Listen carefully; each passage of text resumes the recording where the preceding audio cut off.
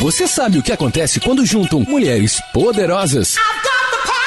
TPM no ar. Entretenimento, beleza, moda, empreendedorismo. O universo da mulher no tempo de hoje. Agora, TPM no ar. Tudo para mulheres. Seja muito bem-vindo, muito bem-vinda ao Autoridade. Aqui a gente vai falar com você sobre o mercado editorial, sobre literatura, leitura, tudo que envolve as palavras. Eu sou a Tati Giaconelli, estou aqui com a minha mãe e minha sócia, May Parreira. Temos a Ofício das Palavras Editora. E o nosso objetivo aqui é que você conheça mais, se aprofunde a temas que nem sempre são muito falados, né?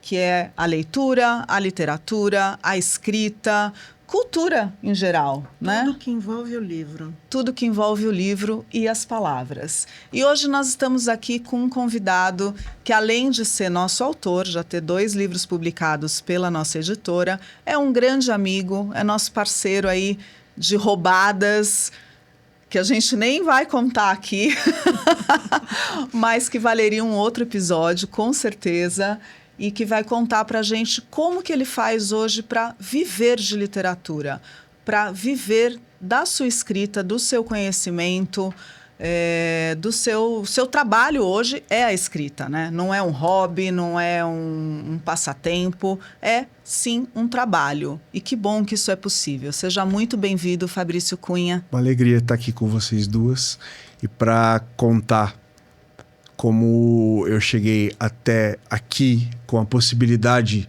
de fazer da literatura meu ofício, eu preciso contar as roubadas. Conta pra gente um pouquinho, Fabrício, como que foi, como que surgiu, como que você acordou um dia e falou, pronto, agora eu sou escritor, vou viver disso, vou escrever. Como é que é isso, ser escritor? Primeiro, uma alegria estar aqui com vocês. Ficar de frente com vocês duas, especialmente com a May, é uma tarefa importante, diferente. Bom, esse dia não aconteceu. Eu nunca acordei um dia e achei que eu era escritor, absolutamente. Mas você acorda todo dia e diz, tenho que escrever. Eu acordo todos os dias e eu digo, eu tenho que ler. Ai, que legal. Aí, todos os dias eu leio. E eu deveria escrever todos os dias, mas não escrevo todos os dias. Como eu recomendarei para as pessoas, mas eu não consigo escrever todos os dias. Se bem que... Mas você está sempre em contato ali, você está sempre armazenando as ideias, as informações, as referências para... Insuportavelmente o tempo todo, Tati. Porque tem hora que a gente precisa... inclusive quando eu sinto que eu preciso desabastecer um pouco, é por meio de ou alguma leitura, ou algum roteiro, uma série, uma conversa, uma leitura antiga, mas está sempre ligado a alguma coisa que tem a ver com palavra, sempre. Sim. Né? As palavras, elas têm um espaço na minha vida fundamental, elas me constituem. Eu já li em vários lugares, assim, que quando você está num projeto, num trabalho muito intenso, principalmente com criatividade, né? Com essa coisa de escrever, seja um romance, um conto, uma poesia, qualquer coisa. Que é legal isso que você falou, de assistir uma série, de conversar, sair, que isso, quando você se desvia desse foco, que você está ali obstinado, é quando realmente as ideias vêm, né? Quando o cérebro deixa fluir melhor, porque você conseguiu parar de pensar tanto nisso e aí ele conseguiu fazer lá as conexões para que venha a ideia. Você sente um pouco isso? Faz sentido isso? Faz muito sentido. Eu acho que antes as pessoas têm processos muito particulares, né? Tem autores que eles entram num quarto por dias e eles só saem de lá com o livro pronto, né?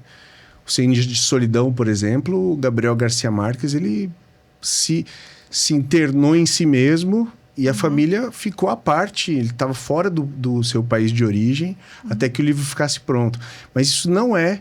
Primeiro, não tem regra, mas em geral Assim como o corpo da gente cansa, você que é atleta, você não consegue manter um ritmo de atividade física intensa o tempo todo, né? Você precisa do descanso, inclusive para que o seu corpo renda melhor no próximo treino, quem compete para chegar numa prova. Então, o cérebro ele precisa desse descanso. Ainda mais hoje em dia que a gente tem uma tirania de informações. A gente não se permite descansar, né? A gente nem percebe que a gente não consegue descansar. Isso. A gente está sendo informado por alguma coisa que a gente quer ou não quer saber o tempo todo, né?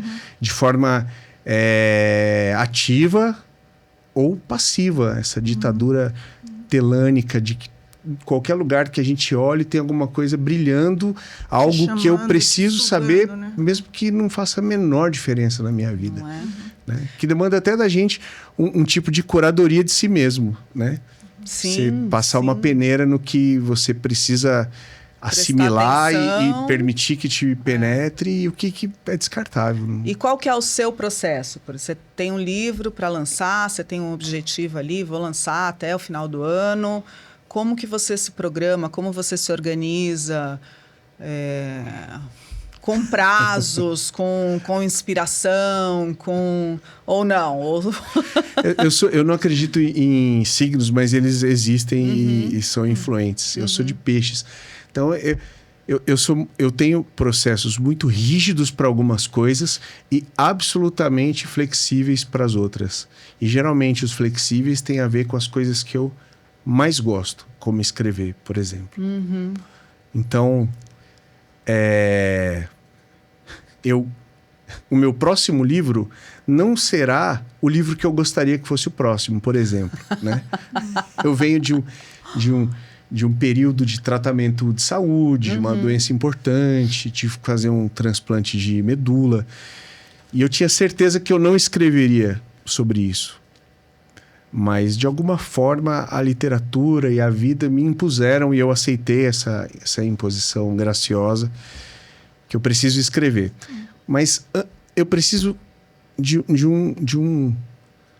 uma outra estação antes desse livro, que é uma estação de poesia, de coisas mais leves, mais poéticas, antes de eu mergulhar como eu preciso mergulhar na redação. Porque não vai livro. ser fácil, com certeza. Já não reviver tem sido. Isso. Já não tem sido. De uma forma intensa, tanto quanto na escrita, né? Porque... Nessa sua...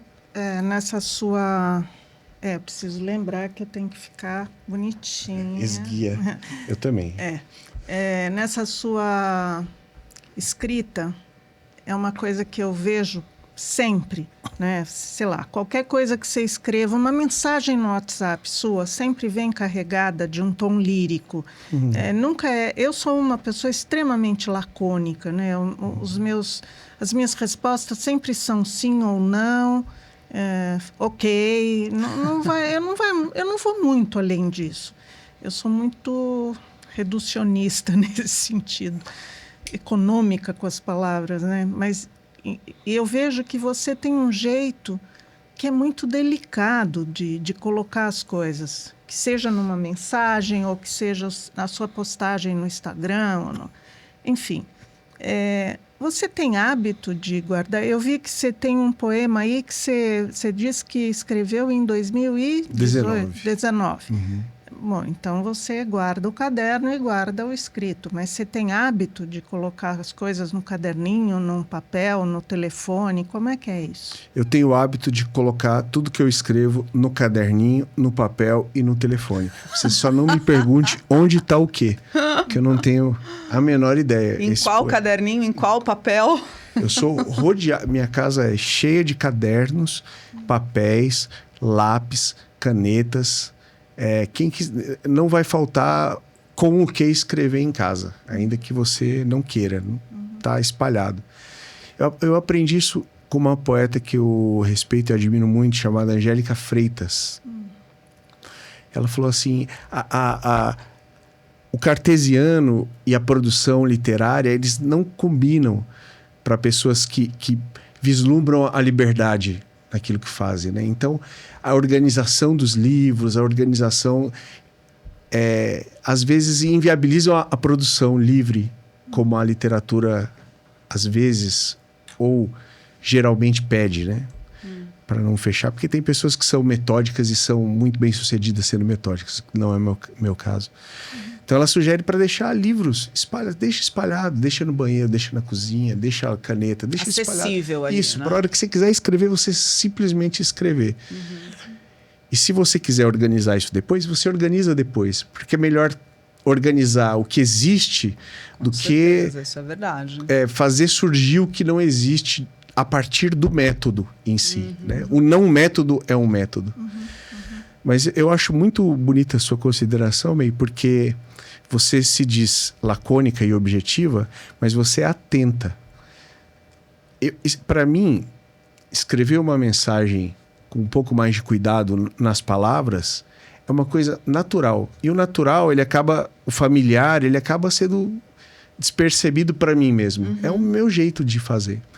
E quando eu sou percebido, como você, numa mensagem que a gente trocou essa semana, que você destacou uma palavra, era uma brincadeira, inclusive, que a gente estava fazendo com outro, é como se eu revisse, e aquilo que para mim foi natural quando eu escrevi a primeira vez, fosse ressaltado de uma maneira bonita e ganhasse um espaço em mim que não tinha antes. Então, o seu papel como editora é muito incrível e eu fico muito feliz e confortável em que você seja minha editora de textos. Aliás, trabalhar com seu texto é uma coisa maravilhosa, né? Porque, né? Com não certeza. Tem... É só prazer, não tem uma coisa... Que bom. Porque às vezes, você sabe isso, né?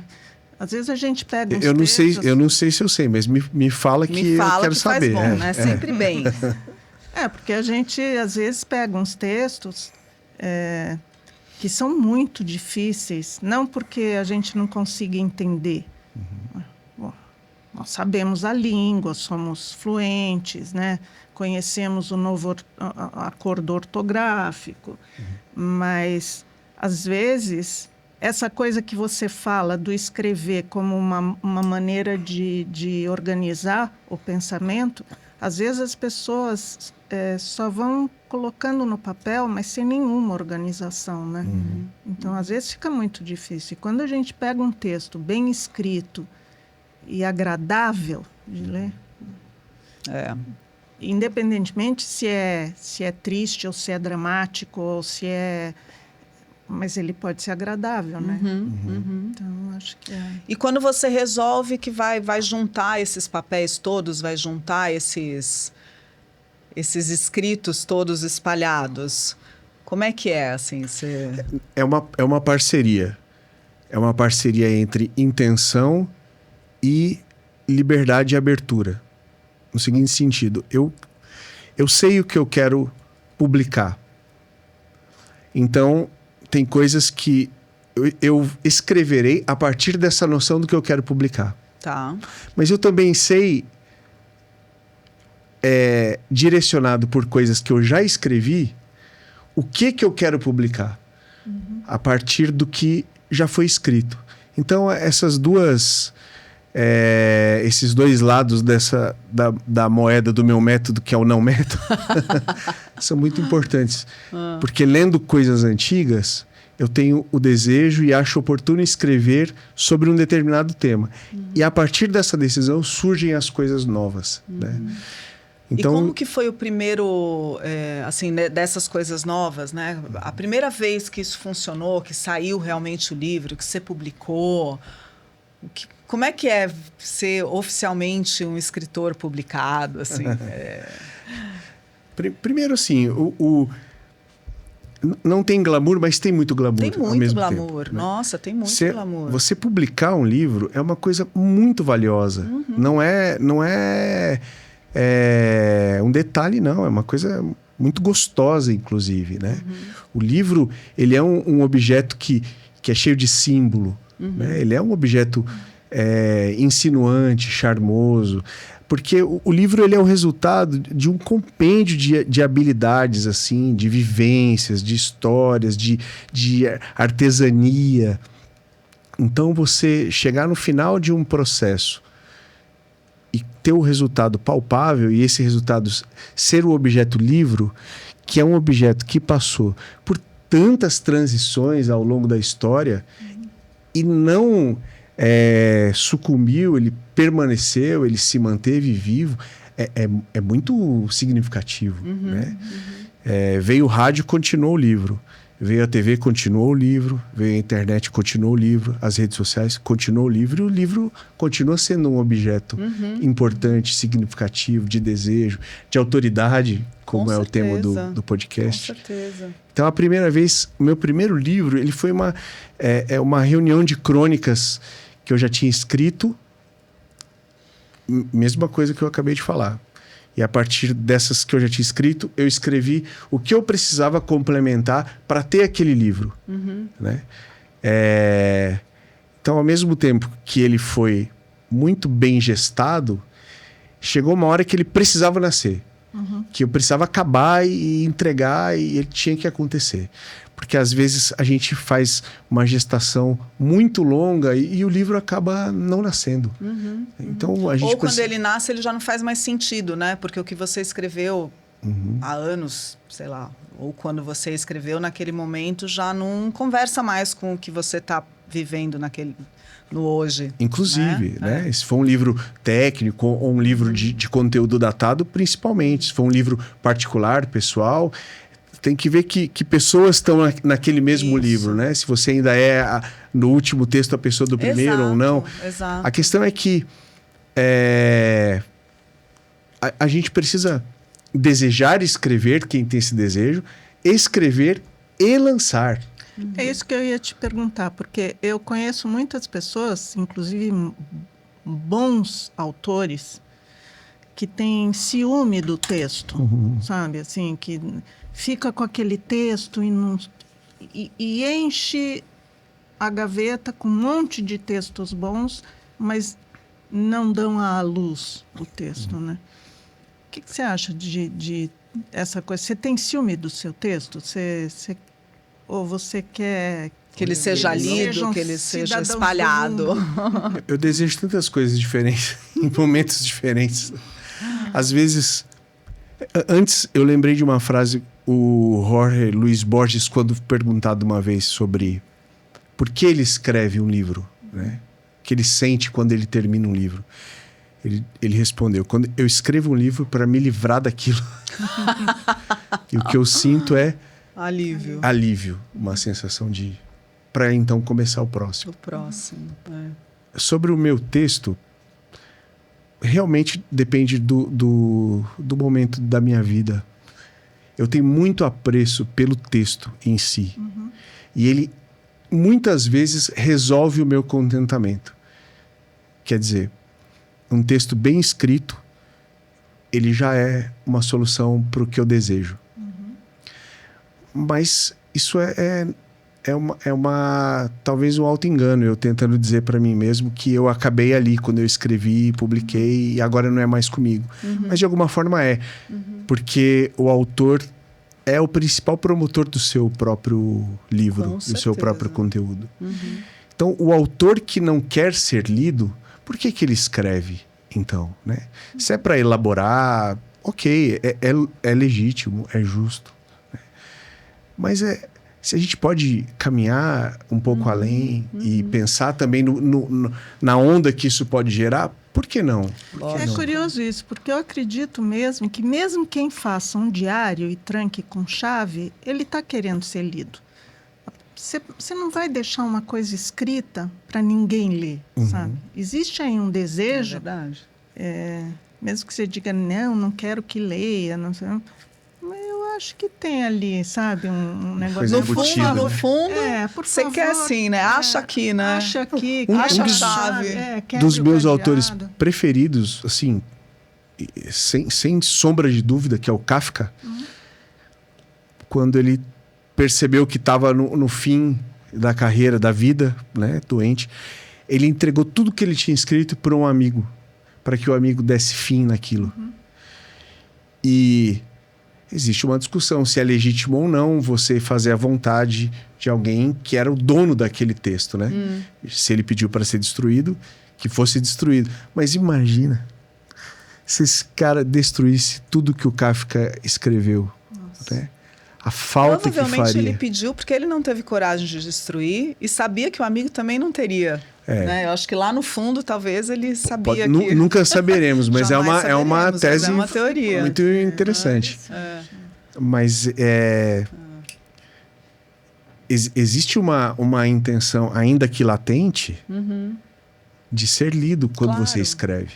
Claro. Ainda que seja você mesmo reler aquilo que você escreveu, como eu estava lendo a poesia agora. As pessoas falam assim, né? Ah, não, mas eu escrevi, publiquei e vendi só, sei lá, 100 exemplares, 30 exemplares, 200 exemplares.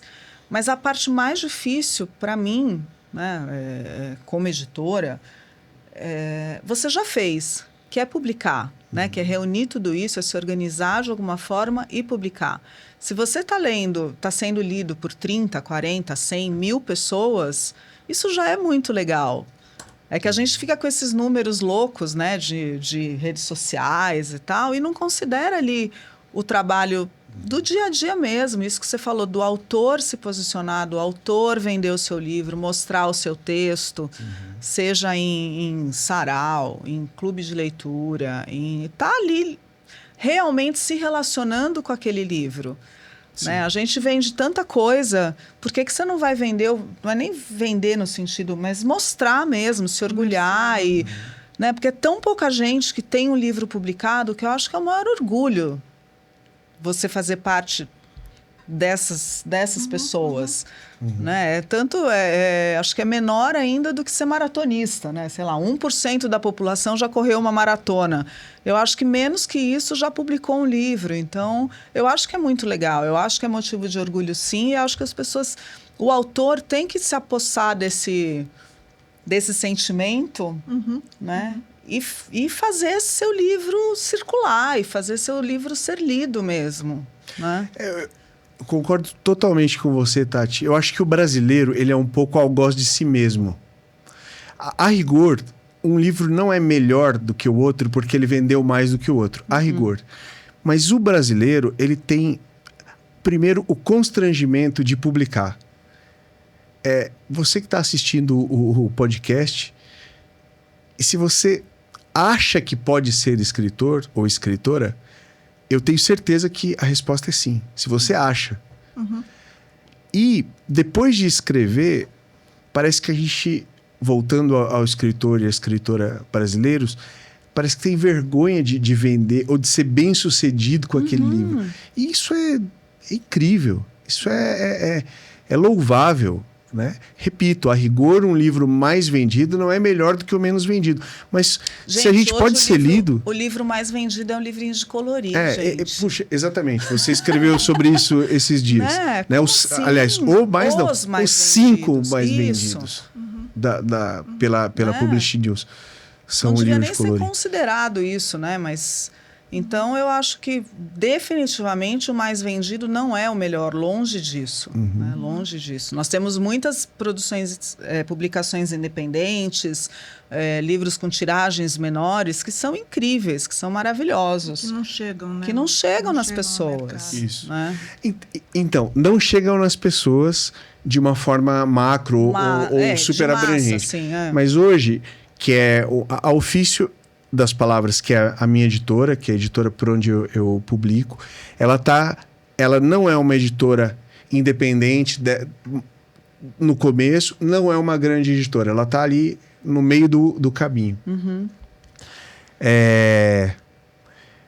Eu posso não vender hoje a quantidade de livros que um amigo meu que está numa grande editora, mas eu tenho o livro para vender, para presentear, para enviar para o Brasil inteiro, para todos aqueles que quiserem. Então, para que eu seja lido, eu preciso ter escrito, eu preciso ter publicado. E você precisa ter o livro, né? Exatamente, preciso ter o livro. Então, hoje mesmo, eu conversando com um amigo autor em São Paulo, bem mais velho, ele já navegou por diferentes editoras de diferentes dimensões. Ele falou: Fabrício, um dos meus grandes prazeres é alguém me pedir o livro pelo WhatsApp ou pelo Instagram, e eu poder olhar o perfil da pessoa, fazer uma dedicatória a partir de 1 minuto de pesquisa ali e enviar para um endereço. Saiu da minha mão, entrou num envelope, uma dedicatória Legal, né? manuscrita, chegou para a pessoa, ela vai abrir essa coisa palpável, artesanal mesmo. Por isso que um livro ele pode ser um ajuntamento de palavras, como era a proposta da LPM, publicações bem baratas para pessoas comprarem fortuitamente na rodoviária, no aeroporto. Mas esse livro pode ser um objeto, esse livro da Silvia Loeb, Mulheres. Olha que coisa mais linda. É mesmo. Né? Um quadro expressionista, o trabalho de papel, de impressão. Então, além do conteúdo, ele é um objeto de arte. Né? Então, você primar por todas as etapas da publicação, mediante o seu desejo, a sua intenção. É Eu bonito. acho isso super importante também, porque às vezes você tem um texto belíssimo que se perde numa edição mal feita, né? Ruim ou amadora, né? Como a gente fala. Porque a pessoa lê não só o texto, mas é esse conjunto que você está falando. É o livro como objeto mesmo. Né? Você quer ter a letra agradável, você quer ter uma capa atraente, você quer ter um papel de qualidade, né? Eu acho que isso faz muita diferença. Ontem eu estava ouvindo um amigo que é da área da música, chama Rodrigo Suricato. Ele hoje é vocalista do Barão Vermelho. Ele era de uma banda que eu gostava muito, chamava Suricato. A banda não existe mais, ele foi para o Barão Vermelho. Ele contando sobre a experiência dele agora, semana passada, quando ele foi assistir o filme do Ney Matogrosso. Ele falou, fui super empolgado, porque eu amo o Ney Matogrosso, respeito a história do Ney Matogrosso, me inspiro. Ele disse que estava com uma super expectativa por conta da atuação do Jesuíta Barbosa, que fez o papel do Ney Matogrosso. E foi incrível, porque eu assisti no dia do lançamento com a Vitória. Ele falou, e o que atrapalhou a minha experiência de assistir a história de um ídolo, reconhecendo o nascimento de um novo ídolo, numa expressão artística que eu respeito e admiro, foi o ar-condicionado da sala de cinema. Estava muito frio. E ele que trabalha com isso, ele ficou gripado, com a garganta ruim. Então, isso corrobora com o que você acabou de falar. Um texto, ele vai ser menos bem escrito, menos importante se ele for mimeografado? Não. Mas se você pode fazer esse trabalho... A experiência, né? Artesanal mesmo, né? De proporcionar para o leitor que você quer alcançar um intercâmbio entre você e a sua história, e ele, ela, e a história dele, dela. Por que não fazer? Né? Se você pode fazer isso, por que não fazer? Por que não primar por cada etapa do processo? Então, eu respeito muito quem trabalha com isso. Né? Porque, na verdade, o que a gente sabe, né? Capricho não requer tempo, não requer, sabe? Requer um olhar atencioso, né? Você não gasta mais fazendo alguma coisa com capricho.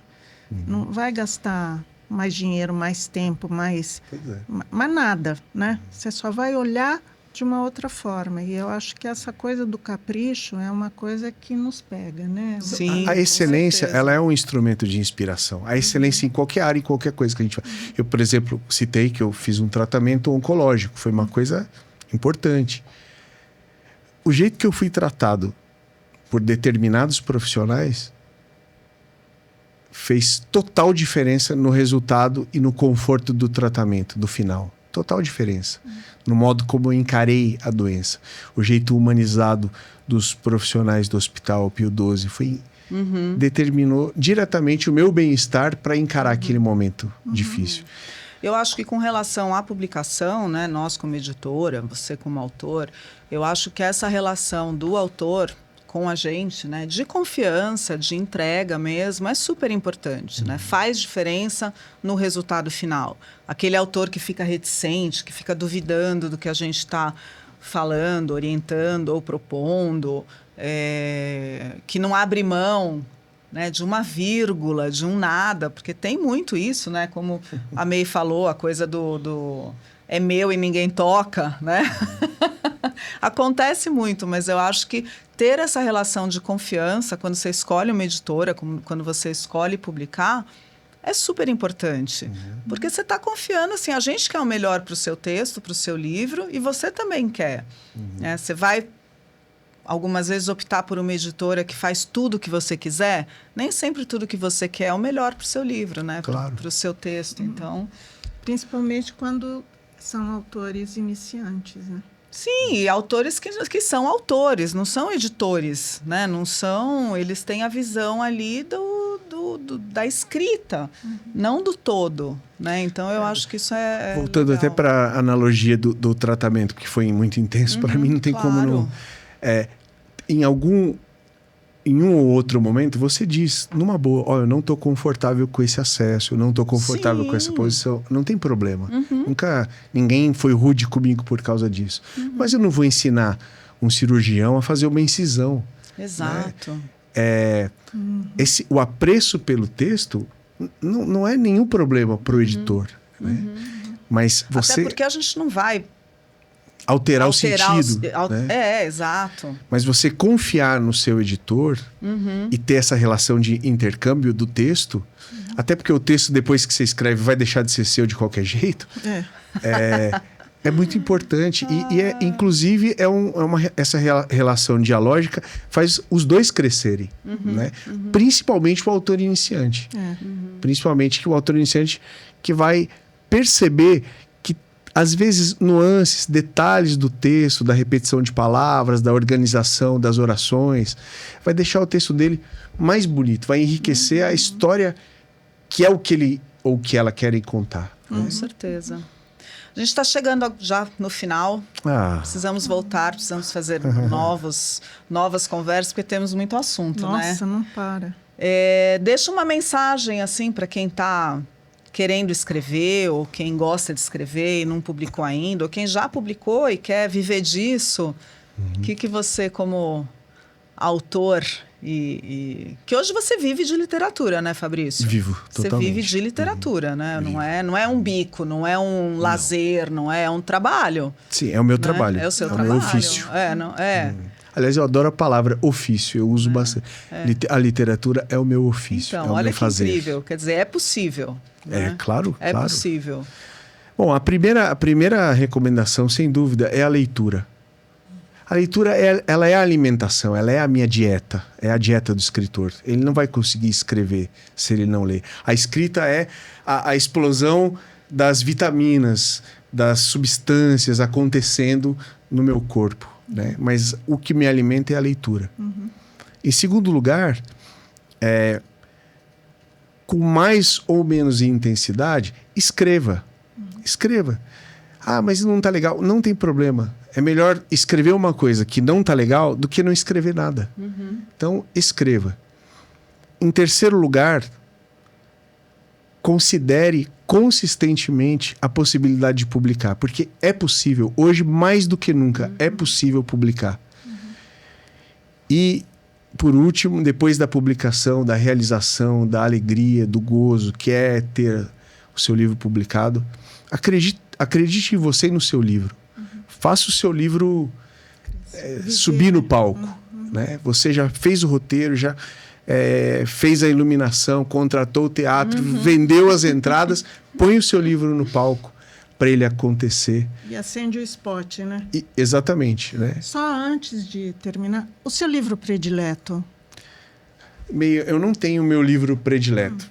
Eu tenho vários livros contemporâneos e antigos que me habitam, assim. Se você me apertar para eu ficar com dois, um clássico fora do Brasil e um brasileiro, seriam Os Irmãos Karamazov, do Dostoiévski, e eu anotei aqui porque ele tem nomes diferentes. Diário do Hospício, do Lima Barreto. Lima Barreto, para mim, é a figura mais encantadora da literatura brasileira. Que legal. E esse diário, ele é tristemente terrivelmente bonito. É. Querido, muito obrigada. Se você que está assistindo gostou desse tema, quer saber mais sobre publicação, quer saber mais sobre o Fabrício, sobre a editora, deixa o seu comentário, manda uma mensagem, indica para os amigos que a gente vai estar aqui toda semana conversando com vocês. Obrigada. Obrigada, Fabrício. Eu que agradeço. Obrigada, mãe. Estou à disposição. Alegria.